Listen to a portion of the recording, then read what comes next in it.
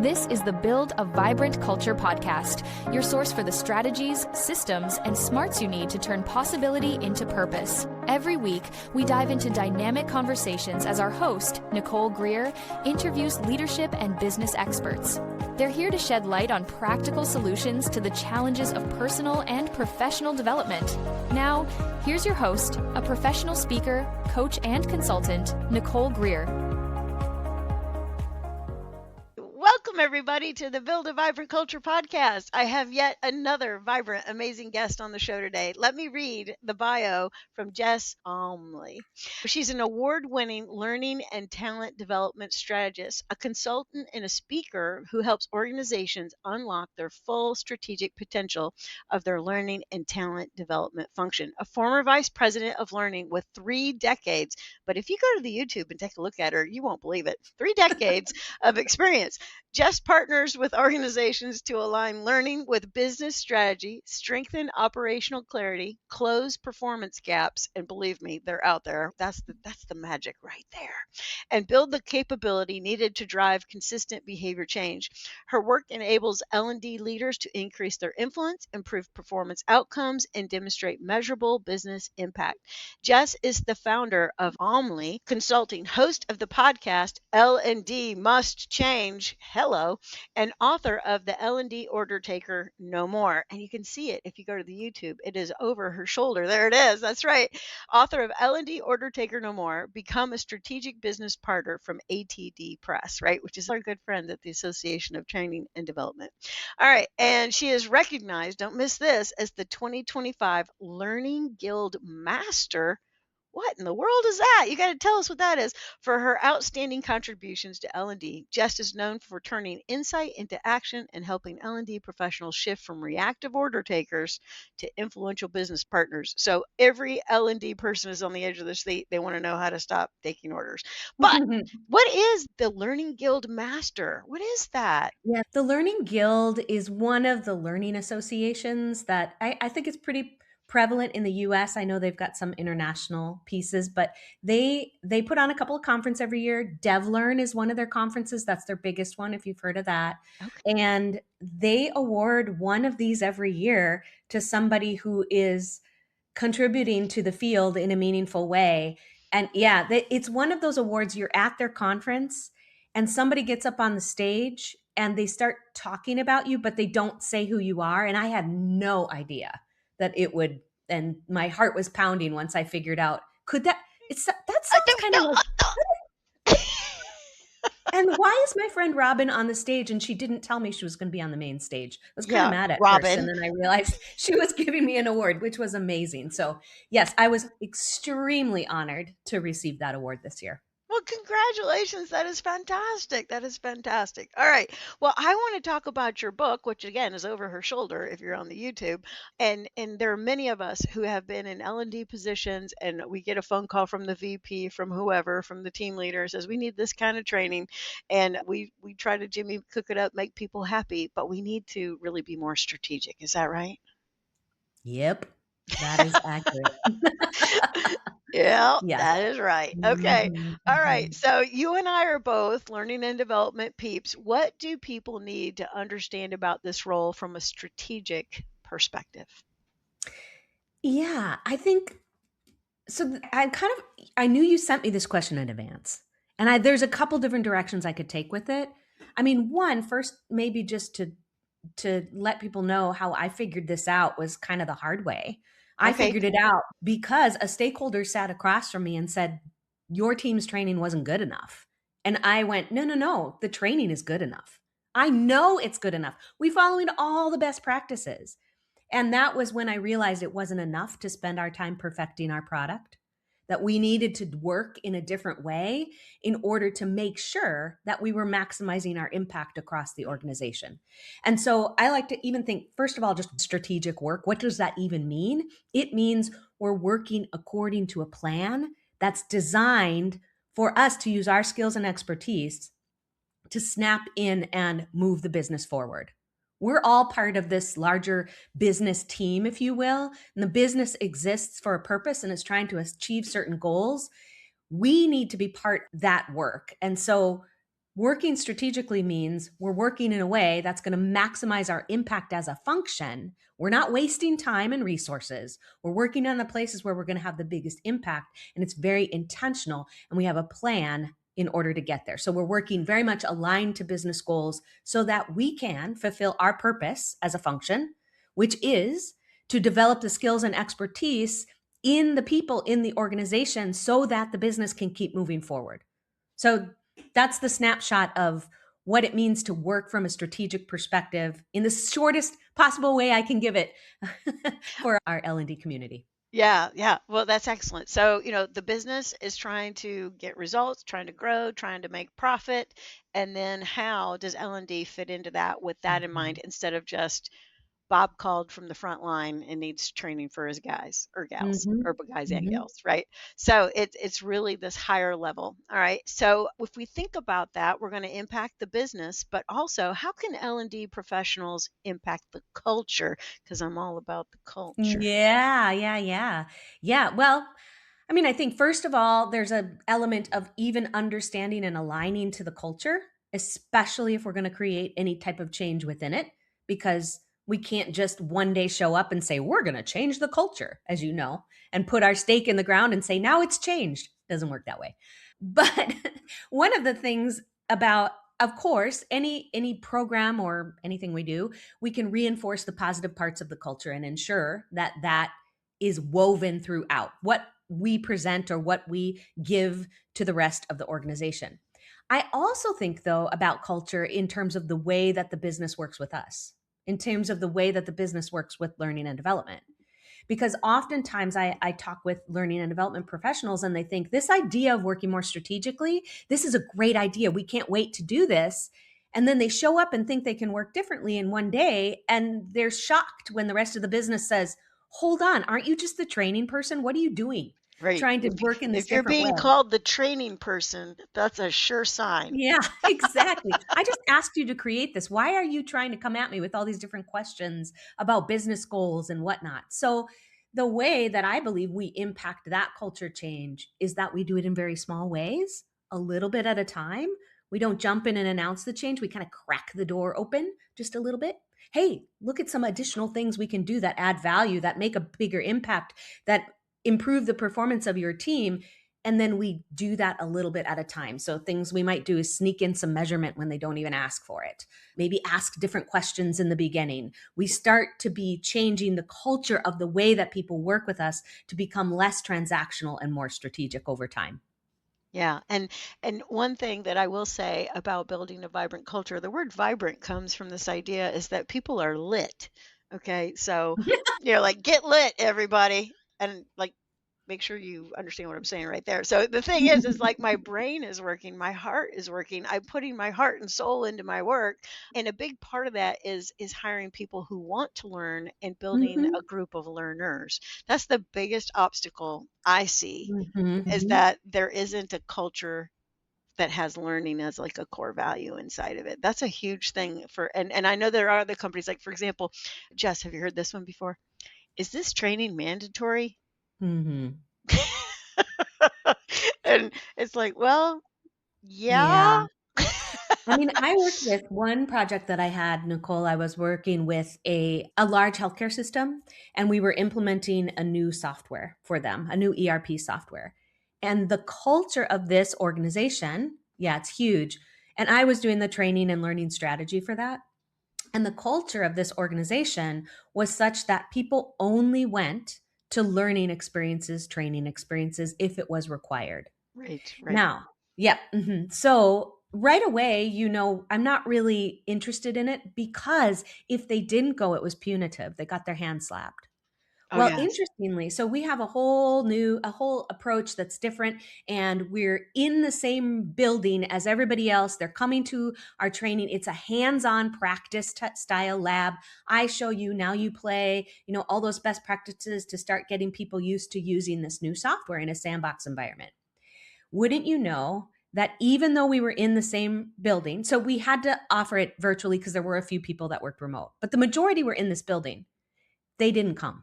So they were literally steps down the hallway, but they didn't come to the in class, hands on practice session because the only reason they were coming was because it was required. And if they had it up on their screen, they could still do their other work at the same time. They That's weren't right. really They're doing interested, those emails. even though it was really going to impact their job on a day-to-day basis in the future. But so it was just this whole culture. When you talk about that learning culture, that culture was the reason that I learn is because it's required. And even then they're not really learning. Let's be honest. That's the only reason I participate, in quotes. Yeah. And see, and that's why we have to be, have the proverbial seat at the table that we've been talking Mm. about for so many years, is because we need to have alignment with that C-suite, that they're saying, "Oh no, learning is what we do. Like that's how we innovate, get creative, move this thing forward." Yeah, it's a Mhm. big deal, absolutely. Okay, so I love what you're saying. She said, did you hear what she said? She said, "Crack open the door. Feed Mhm. them all of our L&D goodies until they're like, 'Can I have another L&D goodie from Mhm. you?'" A little bit at a time, like, Yeah, because then they don't even realize that you're doing it differently, and then pretty soon the door's all the way open, and they're thinking they would never go back to the way they had done it before because you have absolutely. added that value. Mhm. So But good, it's a so little good. at a time. Yeah, yeah, don't throw the whole L&D book at them at one shot. No. All right. So, what do L&D professionals need to understand about the business? Because you're saying, hey, you need to be contributing to the business outcomes, the business results, the business growth, and truth telling, honesty, and candor. Not all of us have a business degree. We might have an English degree, we might have an HR degree, which I pray that they're teaching, the budgeting and all the things. But what do we need to know about business? In your book, you've got 7 ways to learn about business basics. So touch on the ones that you feel are absolutely imperative that we talk about. Yeah, and I think you hit on I wanna hit back on something that you said, Okay. which was, "We don't have a business degree." I am here to tell you, you do not need a business degree. Right, right. I think we get hung up on, and I used to be like this. So I'm fully being vulnerable here that I went to college and I opened up the catalog and I said, "What can I major in that requires no more math?" Because I didn't want I didn't want to go in that direction. And I even resisted this as earlier in my career in learning about business because I thought that meant I needed to be a balance sheet expert and I needed to know all of the finances and the ins and outs. And I didn't go to school to do that. We don't need to know that. So let me just ease your mind right now. Yeah, What we need to understand is the context of the business in which we are doing our work. Because if we really are going to operate as what I call strategic business partners, businesses are literally our middle name. We cannot align ourselves to the business if we don't understand what the business is doing, what they're trying to accomplish. that's right. So we don't need to know how to read a balance statement or even create one. Other people do that. But what we need to know is the story that the balance sheet is telling us. So Yes. it's saying, where do our revenues come from? Where are our major expenses? Where are places we're maybe in trouble? That's what we need to know. We need to explain our business in more detail to others than we do to our aunt at the family reunion when we're doing the elevator pitch of what our business does. But Right. we don't need to be totally in the weeds and know all the ins and outs. So when I think about it, I think about it from this context of if you can understand things like, of course, first, the big picture, the mission, the vision, the purpose, which is not the mission or vision, it's the reason your organization exists in the world. What are they trying to accomplish? Right. Who your customers are, your products and services, and if there's a life cycle to those, the strategic goals and initiatives of the organization, how that business functions, like its cadence, its challenges, what are the key metrics that other people are watching in the business on a regular basis, and how can you maybe watch those too? And of course, the culture, the maturity level, because and it sounds like almost a lot right away, but the way we learn it is we're really scrappy. We just pick up pieces here and there Oh, in all scrappy. different places. That's how L&D people function anyway. We're That's kind of right. scrappy. We grab what we Yeah, and need. we're figure outers, right? Yeah, as we Yeah, go along. yeah. Exactly. But all of that to say that once we understand the business, we can be better partners to the business because we're showing up as part of the business. We show up speaking their language. We show up understanding what's important. We show up understanding what the challenges are, and we show up understanding how they work. So I'll give you, like, for example, cadence is a really important one. When I talk about cadence, I'm talking about when is the business busy versus when are they not? What's the cycle of the work? If I show up as an L&D person and I ask everybody to participate in a program at the busiest time of the work, what Right. I'm telling them is, I don't even understand what you do, because right now you're so busy you can't take a lunch break. Surely you can come to a 2-hour required Right. Or 8 learning hours, on 3-day whatever it is. training. Yeah. So understanding those kinds of things allows us to work more proactively. It allows us to work more strategically. It allows us to show up working as part of the business, not this separate function. Yeah, 100%. Yeah. Mhm. Okay, I love what you're saying. So, get the book. You're gonna have to get the book, L&D Order Taker No More. Get the others. I'm just saying. All right. Okay. All right. So, one of the things that you talk about in the book, as an L&D professional, I need to build a playbook both internally and externally. Will you talk Mhm. about the internal playbook first, and like maybe just throw a few words around the word internal and external so we know what Yeah, we're I talking about will. here? Yeah. Yeah. When I talk about internal, I'm talking about the way that our business unit or our team functions. So, our own internal operations manual, if you will. And the reason this is important is a couple things. Number one, we need to get our own house in order. We've got to know what we're doing every day in order to show up for the rest of the business. But also, we need to hold ourselves to the same standards as every other business unit. So, if every other business unit is expected to have, for example, clear roles and responsibilities, clear standards like quality to their work and success measures. So, I know how to be successful and I know what I'm being measured on. If we have clear expectations about how we behave, the L&D team should have that as well. And in fact, I go as far as to think that if we're asking the business to do anything, we should also be doing that ourselves. If we are the people who are doing the leadership development, for example, we should be some of the best leaders in the company. We should be showing and modeling that same behavior first and foremost. One of the things that my team did was we were working on a new performance management system. And we were asking all of our managers to have regular conversations, performance management conversations. This is pretty standard, right? But then we did it too. And oftentimes I think we give ourselves a pass. We ask everyone else to do something, and we don't do it ourselves. And so we were having quarterly review conversations, ideally and one on one, but quarterly for sure. And what we realized is we're asking people to do something that's a lot of work. And so we understood then what it meant to take this space out for every person to do a quarterly review. And that I think is important in understanding how the business works and also in what we're asking people to do. Our video and our audio needs to match. Yeah, 100%. And I think that, practice what you preach. Have you heard this one Mhm. before? Yeah, it is a total thing. It is a total thing. Yeah.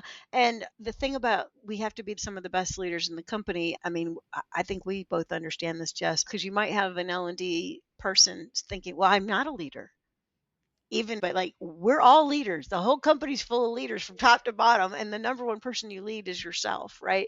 So if we're Mhm. teaching emotional intelligence, we're teaching Mhm. all of these things, conflict resolution, conflict management, whatever we're teaching, we got to really know what that material is and actually be living out the material that we're teaching as well, Mhm. which I think is huge. Yeah, so good. Are you ready to build your vibrant culture?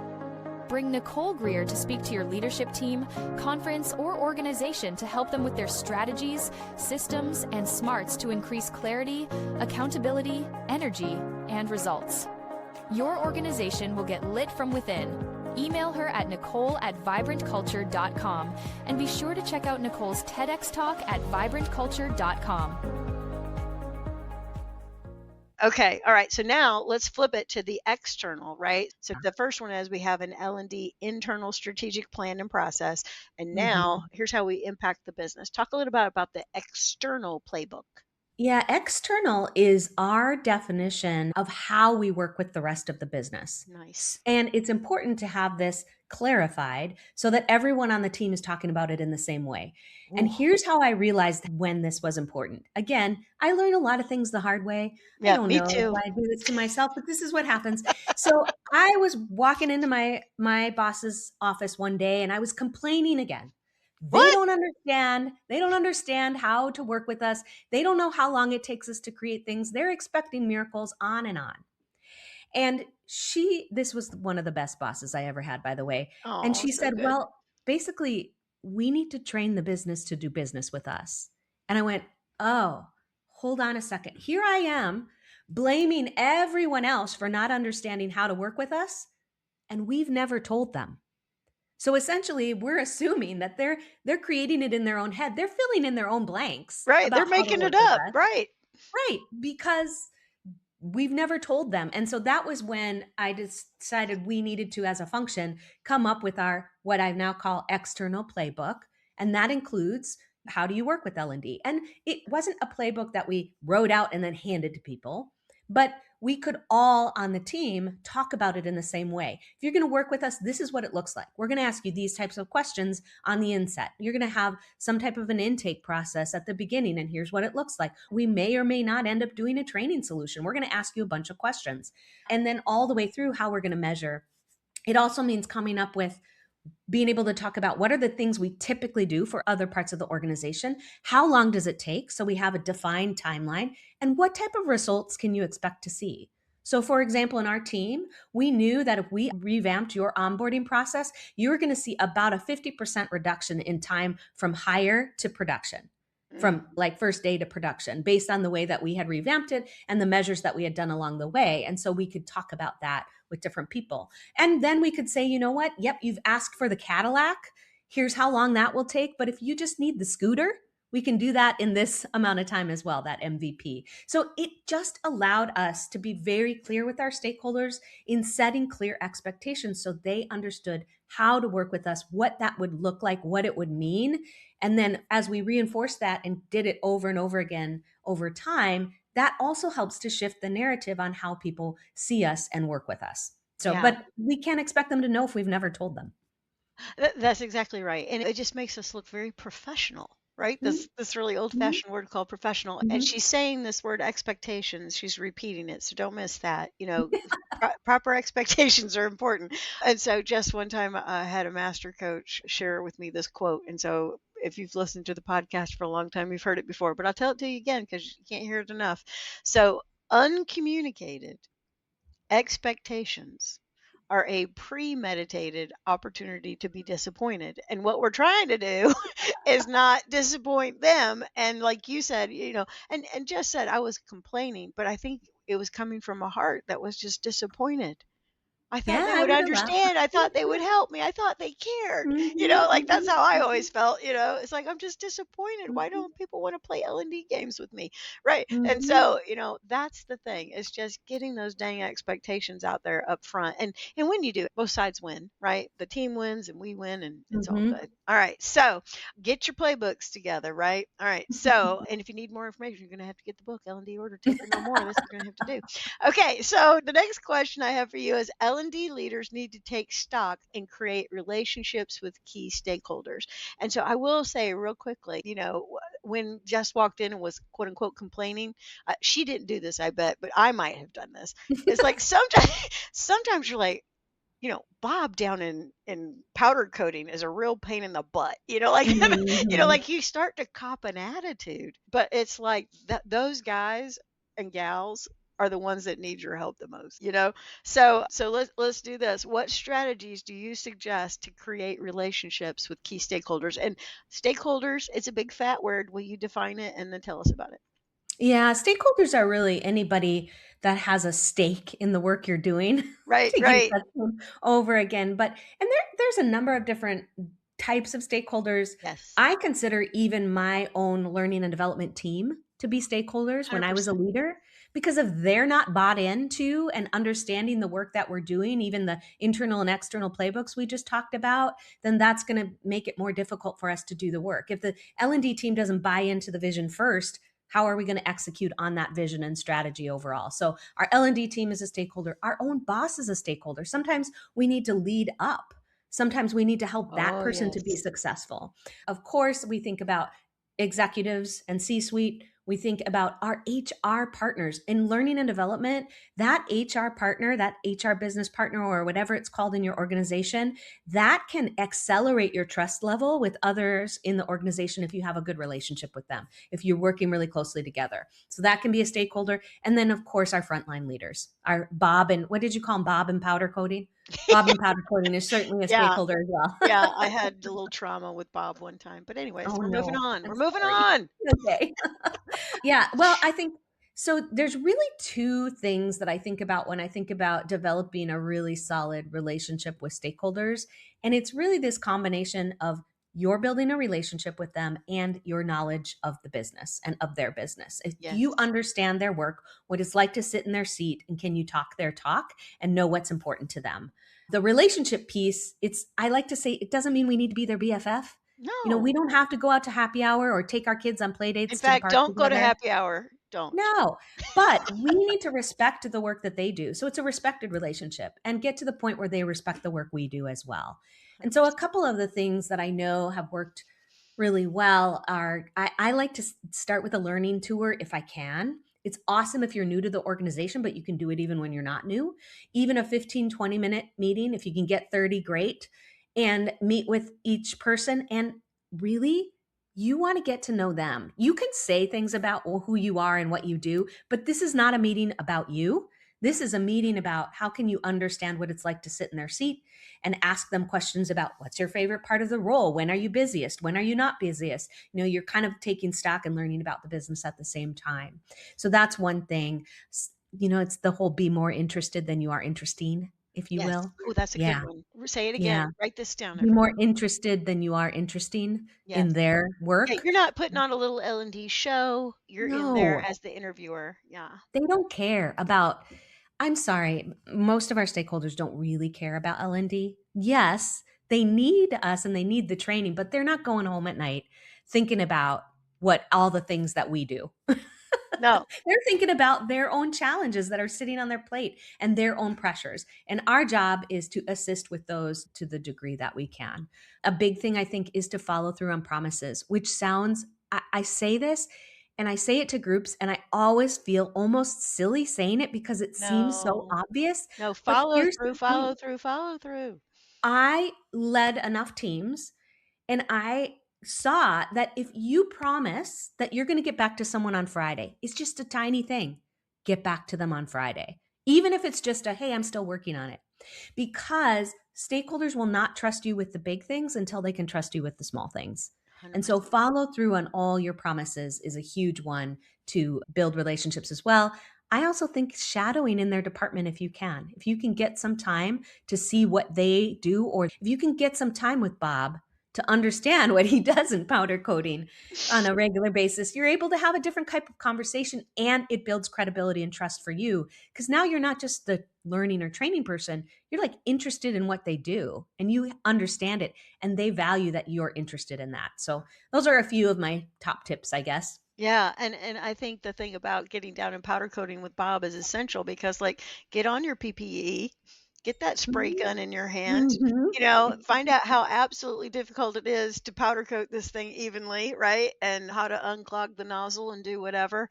It'll really change things. And don't miss what Jess said. She said it's about them respecting you and you respecting them. That Mhm. that word respect. I'm having a whole Aretha Franklin moment right now. You Okay, all right. And if you could and break if you out don't into know who song. Aretha Franklin is, turn this off and change and look for Aretha Franklin respect and listen to that and then come back. Okay. All right. So the next thing that we're going to talk about is, if you're listening to this podcast, you have a deep, deep desire and heart to do really well in your L&D role, right? Or in your HR role. Because we have some people, over in the SHRM world, the Society for Human Resource Management world, they've got this whole program they're doing, which I love, called Department of One. Have you heard about this, Mhm, Jess? mhm, mhm. And And so there's plenty sometimes of you, L&D. There's plenty right. of L&D departments of one out there too. Yeah. That's right. You've got all these hats you got to wear, right? So in the book, you have 8 best practices for working with stakeholders. Throw a couple of those out. Nicole Greer wanted all 8, but we don't know if we can fit them in Yeah, I in know. the next 10 minutes. But you got to get the book. L&D order taker no more. Anyway, Yeah, yeah, I know. I mean, maybe I'll touch on a couple that aren't as obvious because I think, like, for example, communicating continuously and consistently. We yes. kind of know that even if we don't end up doing it, but it's not as difficult a one. One is lean into what's most important to them. So if we are really listening, that whole with them, what's in it for me, they're Yeah. thinking, Yep. Yep. again, it's not about us. It's not about L&D. One of the things I talk about, and this is one of the strategies too, is show up not as a helper, but as a partner. So this was something interesting. For the book, I did a lot of research. I interviewed learning leaders from all over different industries and sizes of companies. And this was a very clear trend. They did not show up as helpers. When we show up thinking, oh, I'm here to help you. How can I help you? Now our goal is to please you and to give you what you ask for. But instead, when I put on my other hat and I show up as a partner to you, I'm showing up as a partner in problem solving. The reason you have come to me in the first place is something isn't working the way it should on your team, or whatever the reason behind your request isn't just a request for learning or some program. The reason is something is going on.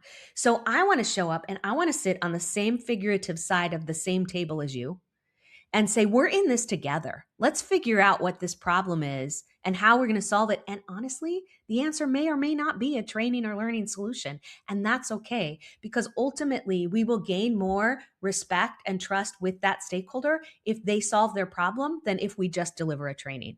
So that's a huge one, is even just shift your mindset. And I've done this activity with groups before. You can practice it out yourself, where you show up thinking of yourself as a partner in problem solving. All you do is just think of yourself that way. I'm going into this meeting, I'm going to think of myself as a partner in problem solving, and don't think of yourself as a helper. You will have a completely different conversation. I guarantee it. And it'll be very interesting. And you take the pressure off, because when you show up thinking, I need to help you, you're like, how can I get all these things right that this person is asking for? Right. And there's a lot of pressure on you to do that. But if you show up thinking, we're going to partner together in figuring out what this problem is and solving it, now you're going to come out with the best solution possible. So that's another really, really I would say one of the biggest that isn't obvious, but it's simple. Yeah, and I do think words matter. Mm-hmm. If you say, oh, I'm so excited about our partnership around this project or this initiative or whatever, you're beginning to plant the seeds in people's brains, right? They're like, we really need you to help us, Jess. And you're like, I'm so excited to partner with you. We're gonna put on our business partner thinking caps right now. You know what I mean? So Exactly. I mean, the language that we use is really important. And I'm gonna say something, but all of you fellas and ladies out there are gonna love me anyways. But usually the HR department in L&D was full of the ladies. Now there are lots of dudes doing the L&D right now, but like, and I think I'm a lot older than Jess, but like we we were taught to serve, Mm-hmm. and so if you're the server, like the waitress, it is kind of seen that way. Like get out your pad and write down exactly what I'm telling you I want. So there is kind of a shift that's flipping, right? That we Mm-hmm. show up and we're partnering with these folks that, might be 10, 20, 25 years older than us. I think that's Yeah. another thing. Like when I was telling Mm-hmm. Jess before we started, I teach in the UNC Charlotte Learning and Development Certificate, and I see a lot of very young faces in there. And I'm like, they're going in to talk to Bob, and Bob is 62. Mm-hmm. So we have some real challenges with our stakeholders and how we can become a strategist, right? And not be the order taker. So I love But your book so much. even if Bob is 62 and I'm 25, Yeah, I can still respect the fact that Bob has a problem that he wants solved. And absolutely. so I'm looking at it as Bob, it doesn't matter what age you are. Let's figure out how we can solve this problem together. And yes, that means we do have to get over a little bit of that imposter syndrome or whatever it is in our own head, but That's right. it can be done when we think about it as the problem. We fall in love with that. What's the problem? As opposed to the solution we're going to create. We fall in love with that problem first. Mm, And I have seen, I talked to several companies where they did stop using the language helper. So instead of intentionally them saying, I'd love to help you with that, they'd say, I'd love to partner with you to find the best solution. right, And right. they just started practicing that own language for themselves over and over again to reinforce that that was how they thought. And then, yeah, started to signal to others, this is how we work together. Yeah, so good, so good. Absolutely. Okay, let's talk about this. So, L&D professionals need to move from order takers to strategists. How do I create my learning strategy? Hmm. Your learning strategy needs to be aligned to the business strategy first and foremost. Now, that works really well when there is a business strategy. Some businesses, especially smaller ones, don't necessarily have that, which then you're going to align to the biggest challenges that they're facing in the organization. Mm, But your learning strategy should be the result of the information and data you collect from the larger organization about where they're headed, not the ideas that you have. So it means looking at the goals and initiatives. It means looking at, are there identified skills gaps? It means looking at stakeholder feedback that's been verified. That isn't just the loudest person at your door, but that this is a trend that's what you've been seeing over time. And then as you look at all of that information, you're looking at what's common among all of these. Like, is there a goal that everybody's working towards, then a skill gap that aligns to that, and stakeholders are also complaining about it? That's a good indicator that that's probably something that should be on your strategic map of the things you need to tackle in that year. Also, though, if there's something critical, sometimes there's critical things that come up that aren't necessarily part of that overarching strategy, but they need to be addressed immediately because they're critical to the organization. One of the things that I think about when I think about a strategy, you're taking all that information in and then you're brainstorming, all right, how could we maybe address these? You are always going to have more ideas than you have resources or time. And so one of the most important parts of a strategy that I think oftentimes people don't realize is your scrap list. It's what you're not going to do. And what goes on that list? Oh, I can't hear you because you went to mute, Nicole. But what were you going to say? I was saying, don't miss that. You get to have a scrap list. Yeah. Yeah, there's a And very noisy neighbor over here, so oh, I okay. muted everybody. So yeah. So if you But when want, she said scrap list, I was like, please don't miss that. You get to say, no, we're not doing that. Okay, go yeah, ahead. because that scrap list is actually as important. And the thing about the scrap list is what goes on there are good ideas. Good ideas go on your scrap list that would be wonderful to execute on. But you have to make strategic and intentional decisions because you have limited time and resources on which things you're going to have the biggest impact on, which means that scrap list can stay there. Maybe you'll get to those things later if they bubble up in importance or priority. But the people that work the best strategically in organizations actually say no to a lot of things because they know every time they say yes, they are saying no. So if I say yes to something, it means I'm saying no to something else. So I better make sure that I'm saying yes to the things where I'm going to make the biggest impact and make the biggest difference in the organization. So that's a little bit about how I think about strategy. Oh, that's really good. All right. Well, we are at the end of our time together. I can't believe it flew by, but I could listen to Jess talk all day. Don't forget, she's got her own podcast. Tell us about your podcast one more time. Yeah, the podcast is called L&D Must Change, and I'm specifically interviewing people on there who have a little bit of a different thinking or a mindset shift of how our profession needs to think differently. We need to behave differently. We need to show up differently, new ideas of how we approach the work. And so it's a good way to get your brain going. Okay, fantastic. All right. I'm wondering, people are probably screaming at their device right now. Does Jess have one more nugget of genius that she would lay down real quick before we stop this whole thing? So what little piece of nugget do you have or a story or something that would kind of help us see our way forward? You know, one thing that I have started to think about, because people get frustrated when they're trying to make this change. And as we talked about, it's a cultural change. It's going to take time. Order taker or transactional work versus the strategic business partner, that type of work, they are opposites, but they are not dualities. So it's not one or the other. There is actually a continuum between the two. And in fact, you can be at different spots in that continuum from day to day, hour to hour, depending on who you're working with, depending on changes happening in your organization. And so your goal is not to jump from one to the other overnight. Your goal is to do the small things that move the needle gradually closer to that end where you're working more often as a strategic business partner than as an order taker. So that would be maybe my one nugget of don't get discouraged thinking I'm going to be one or the other, because it's not. It's a continuously shifting continuum and it's little movements along the way. One next right step, everybody. Oh, I love it. Mm-hmm. Okay, very good. All right. Well, people want to get a hold of you. They want to talk to you. They want to hire you. How do they get a hold of you? Yeah, LinkedIn is a great place to connect with me.